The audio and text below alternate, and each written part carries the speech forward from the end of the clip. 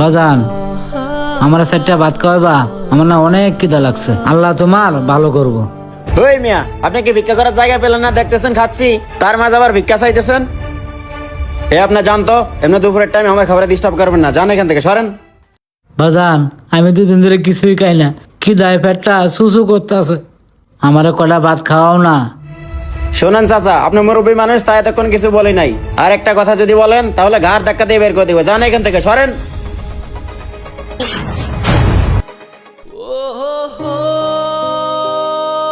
বাজান, আমার চারটা ভাত খাওয়াবা, আমার না অনেক খিদা লাগছে।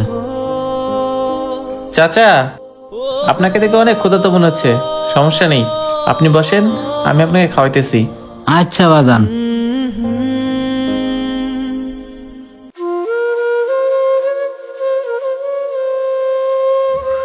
চাচা, এখন বলেন আপনাকে আমি কি দিয়ে ভাত খাওয়াবো? বাজান, আমার না খুব গরুর মাংস দেখাইতে ইচ্ছা করতেছে। সমস্যা নাই বাজান, তুমি যা যা খাওয়াবা আমি তাই খামো। চাচাই তো গরুর মাংস দিয়ে ভাত খেতে দিয়েছে, আমার কাছে আছেই তো মাত্র 150 টাকা। 50 টাকা রিক্সা ভাড়া আর 100 টাকা দিয়ে বাসার জন্য কিছু নিয়ে যেতে হবে। এখন যদি আমি চাচাকে গরুর মাংস দিয়ে ভাত খাওয়াই, তাহলে তো আমার কাছে 1 টাকাও থাকবে না। কি আর করার, চাচা যখন গরুর মাংস দিয়ে খাইতে ইচ্ছা করছে, গরুর মাংস দিয়ে খাওয়াই। আল্লাহ কোনো না কোনো ভাবে আমার একটা ব্যবস্থা করবেই। কি বাবা, তুমি মনে মনে কি ভাবতেছো? না চাচা, কিছু ভাবতেছি না।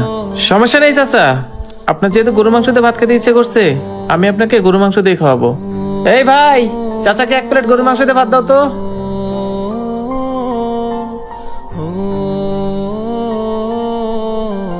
চাচা, গরুর মাংসটা দিয়ে পেট ভরে খান, খেয়ে দিয়ে আমার জন্য দোয়া করেন। হ বাবা, আল্লাহ তোমার মঙ্গল করুক। আচ্ছা বাবা, তুমি কিছু মনে না করলে একটা কথা জিজ্ঞাসা করি? সমস্যা নেই চাচা, বলেন। বাবা, তুমি কি কাজ করো? তোমার বাসায় কে কে আছে? চাচা, এই দুনিয়াতে আমার তেমন কেউ নেই। বাসায় আমার স্ত্রী আর একটা বাচ্চা আছে। তবে চাচা, বউ বাচ্চা নিয়ে অনেক সুখী আছি। আর চাচা, কাজের কথা বললেন না, আমি ছোট্ট একটা চাকরি করি, তবে সেই চাকরিটা আমার ভালো লাগে না। ভাবতেছি একটা ব্যবসা করব। তবে একটা সমস্যা কি চাচা, হাতে তেমন কোনো টাকা পয়সা নেই, এজন্য ব্যবসাটাও শুরু করতে পারতেছি না। বাজান, তুই কি ব্যবসা করতে চাও বলো তো একটু শুনি, দেখি তোমার জন্য কিছু করতে পারি কিনা। তেমন কিছু না চাচা, কিছু টাকা পয়সা হলে একটা মুদির দোকান দিতাম। দেখা যাচ্ছে দোকানটা নিজের মতো করে চালাতে পারতাম, আর পরিবারেরও একটু সময় দিতে পারতাম। ইচ্ছা থাকলে কি হবে চাচা, আমাদের মতো গরিবদের এইসব স্বপ্ন দেখে লাভ নেই।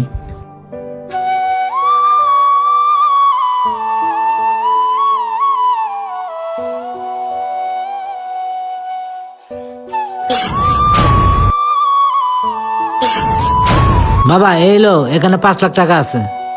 তুমি যেভাবে গরিব মানুষের সাহায্য করো, এই টাকাটা একমাত্র পাওয়ার যোগ্য তুমি।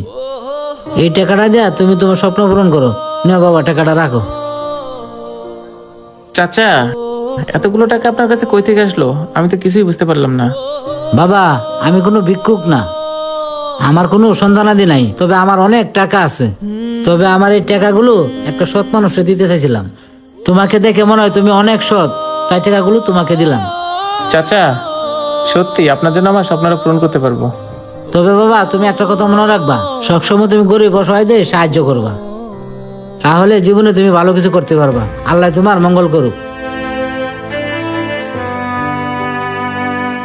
ও শিট শিট, আমি লোকটাকে 1 প্লেট ভাত খাওয়ালে এই টাকাগুলো সব আমার হয়ে যেত। আমার ভাগ্যটাই খারাপ।